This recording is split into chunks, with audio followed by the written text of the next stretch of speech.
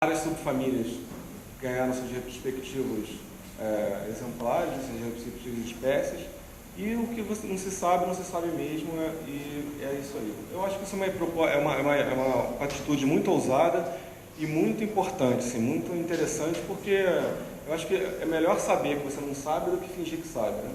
Então, acho que isso é bem legal, acho que isso é um exemplo bem interessante, assim. Isso acontece em outras famílias de peixe, mas só essa que é oficializada, essa questão do insert series, né? Hoje em dia, um artigo do Mirandi, do pesquisador Mirandi, de 2009 e 2010, resolveu um pouco melhor essa questão dos insert series, ele criou alguns claros, então a ciência caminha assim, né? A gente vai testando as hipóteses vão sendo corroboradas e assim que a gente vai caminhando mesmo, né? Então esse aqui é um peixe emblemático, a Chanax vinculatus, descrito pelo Linneu, no sistema Nature, sistema INDEE, e uma grande confusão taxonômica. Vários estudos, teses de dissertações de mestrado foram produzidas, estão sendo produzidas, tentando resolver essa espécie, é difícil. Bom, seguindo aí, né, as traíras, né, família Erythrinidae, conhecida, acho que todo mundo conhece traíra, não tem mistério nenhum. 3 gêneros, 14 espécies. Aqui a família Lebiasinidae, é um nanósteno, um bicho super apreciado para aquário, né, pelos aquaristas. Né? Vamos seguindo aí. Agora vamos entrar então nos siluriformes, que são os bagres, né? Os bagres de modo geral.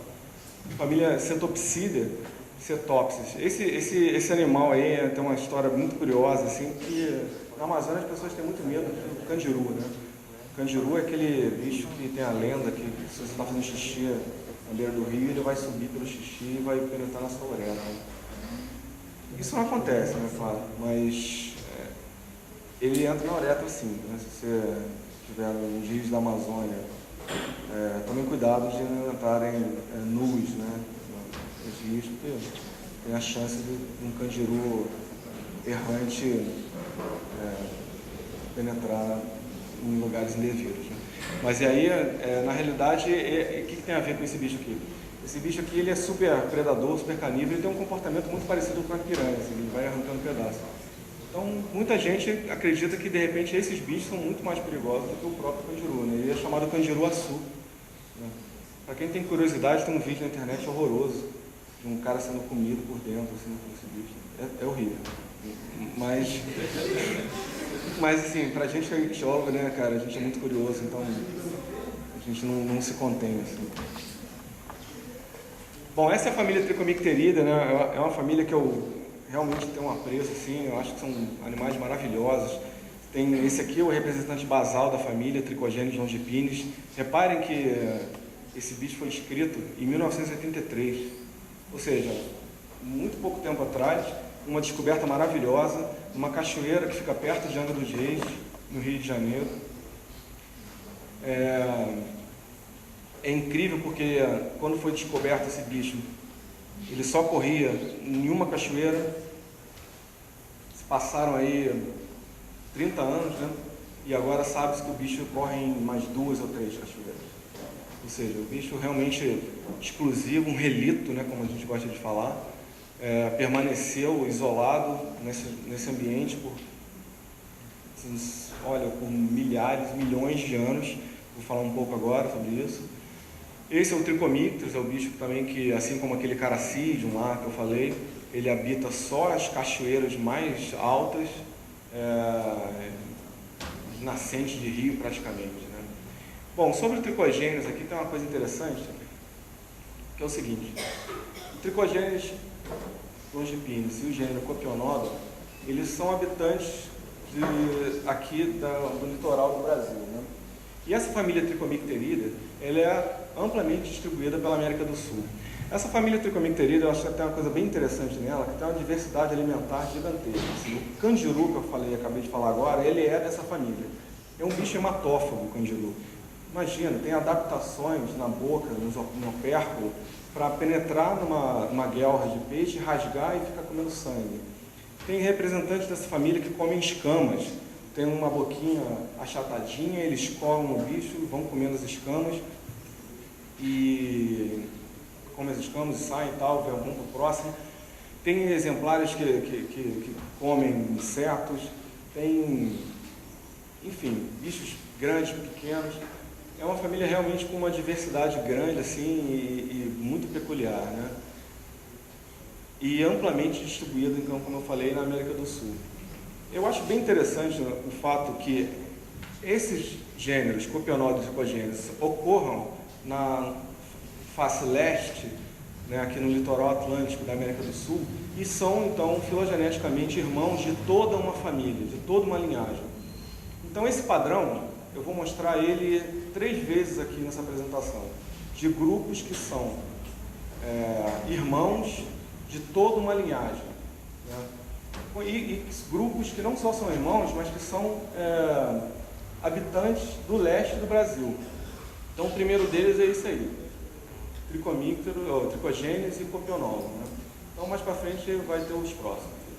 Então, esse aqui é o Scleromystex barbatus, né? Essa família Calictidae possui o maior gênero dentro dos siluriformes, que é Corydoras, aqueles bichos maravilhosos, o pessoal chama de limpa fundo, né? Lindos mesmo, né? Esse é um Scleromystex. O professor Marcelo até ontem citou esse bicho quando ele falou das coleções e tal. Bom, Deuturus, né? Deuturus é um bicho basal de Loricariidae. Loricariidae, reparem aqui, 684 espécies.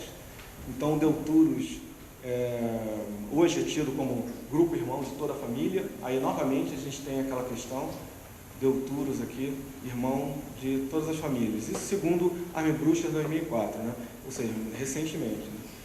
Só que nem sempre foi assim, né? Antigamente, tinha outra teoria de Montoya e Burgos, de 1998, no qual M. piscilictis seria grupo irmão de todos os Loricariidae. Hoje, tanto a M. piscilictis quanto o Deuturus são incorporados, né? São componentes da subfamília Deuturini. Ou seja, independente da hipótese, esses animais, né, são um grupo irmão de 684 espécies.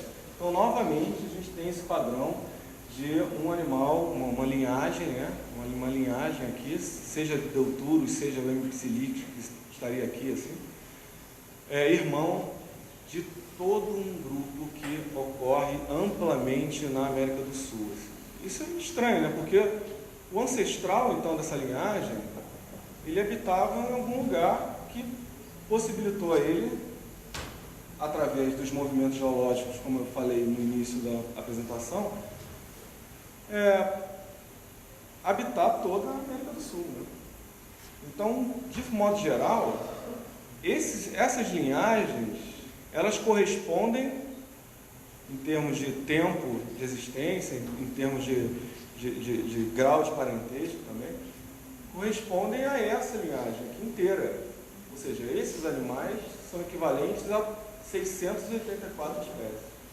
Poucos animais são equivalentes a 684. Eu acho isso interessante. Seguindo aí, então, né, aqui a gente tem os asperginídeos, são os banjo catfish, são encontrados também no Brasil todo, principalmente na região da Amazônia. Tem esse formato interessante aqui na parte anterior do corpo, né? Tem os bichos que são maiores, aqui é minúsculo, mas tem maiores, são um pouco de espécies. E seguindo aí, família Pseudoprimelodidae, esses são as miniaturas da família Pseudoprimelodidae. Tem exemplares maiores de Pseudoprimelodus, são um pouco de espécies. Família Ptapteridae, isso aqui é um problema taxonômico igual lá do Achinella subimaculatus, Randiakelli. Ocorre praticamente no Brasil inteiro e essa espécie ocorre no Brasil todo. Certamente há uma necessidade